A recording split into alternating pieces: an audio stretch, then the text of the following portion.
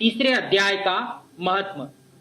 नारायण जी बोले कि हे लक्ष्मी, एक शूद्र महामूर्ख अकेला ही वन में रहता था। बड़े अनर्थों से उसने बहुत सा धन इकट्ठा किया था। किसी किसी कारण से वह सब द्रव्य जाता रहा।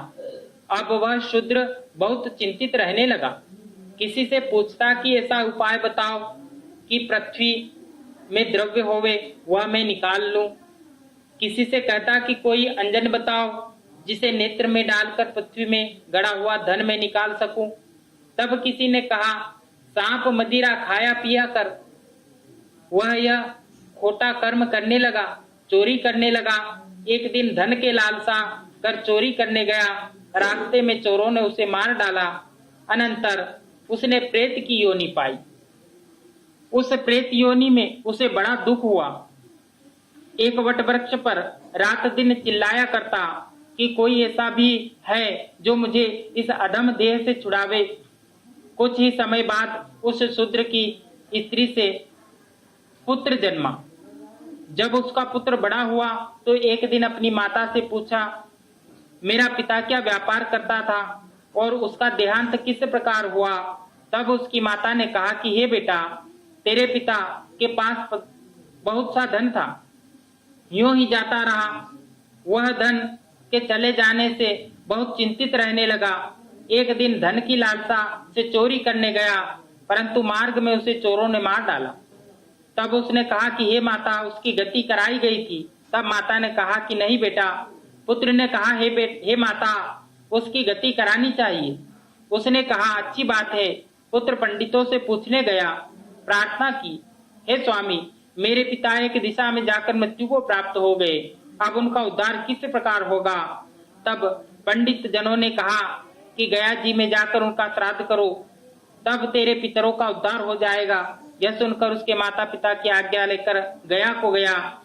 प्रयागराज का दर्शन, स्नान करके फिर आगे को चला।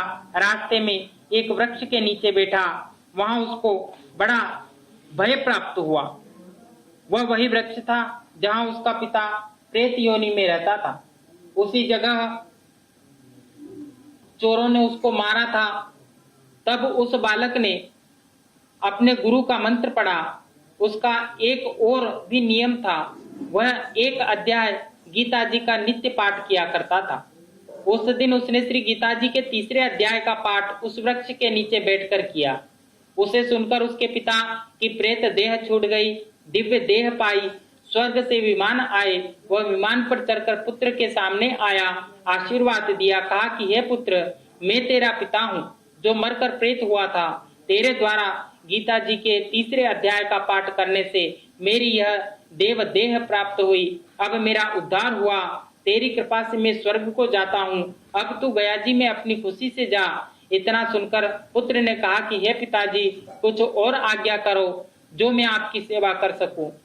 तब उस देव देवी पिता ने कहा कि देख, मेरी 7 पीढ़ियों के पिता नरक में पड़े हैं, वे बड़े दुखी हैं। अब तू श्री गीता जी के तीसरे अध्याय का पाठ करके उनको इस दुख से मुक्ति प्रदान करना। इतना वचन कहकर वह देवदेही स्वर्ग को चला गया। तब उस बालक ने वहां तीसरे अध्याय का पाठ किया, सब पितरों को पुण्य देकर वैकुंठ का गामी किया। तब धर्मराज के पास जाकर यमदूत ने कहा कि हे धर्मराज जी, नरक में बहुत से लोग नहीं हैं, नरक तो उजड़ पड़ा है। जो कई जन्मों के पाप कर्म थे उनको विमान पर बैठाकर श्री ठाकुर जी के पार्षद ले गए। इतना सुनते ही धर्मराज जी उठकर श्री नारायण जी के पास गए।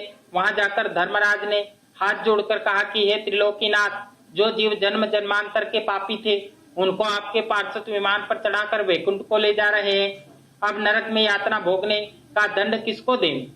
तब श्री नारायण जी ने बहुत प्रसन्न होकर कहा कि हे धर्मराज जी, तुम दुखी मत हो, न अपने मन को बुरा मानो। मैं तुम्हें एक वृत्तांत कहता हूं, सुनो। ये जीव पापी थे, इनका कोई पिछला धर्म उदय हुआ। अपने धर्म द्वारा ये महापापी जीव वैकुंठ को गए हैं। और यह एक आज्ञा मैं तुम्हें देता हूं, जो जीव श्री गीता जी का पाठ करे अथवा श्रवण करे, या कोई किसी को पाठ किए का फल दान करे, उन जीवों को तू कभी नरक में मत लेकर आना। इतना सुनकर धर्मराज जी अपनी पुरी को चले गए। आकर अपने यमदूतों को बुलाकर कहा कि हे यमदूतों, जो प्राणी श्री गीता जी के पाठ को करते हैं, उनका श्रवण करते हैं, पाठ किए का पुण्य किसी को देते हैं, उन प्राणियों को तुम कभी नरक में न डालना। जो जीव श्री गीता जी के पाठ को करे या श्रवण करे, उसका फल कहाँ तक कहें, कहने में नहीं आ सकता। तब श्री नारायण जी ने कहा कि हे लक्ष्मी, यह तीसरे अध्याय का फल जो मैंने तुमसे कहा। बोले श्री गोपाल कृष्ण भगवान की जय।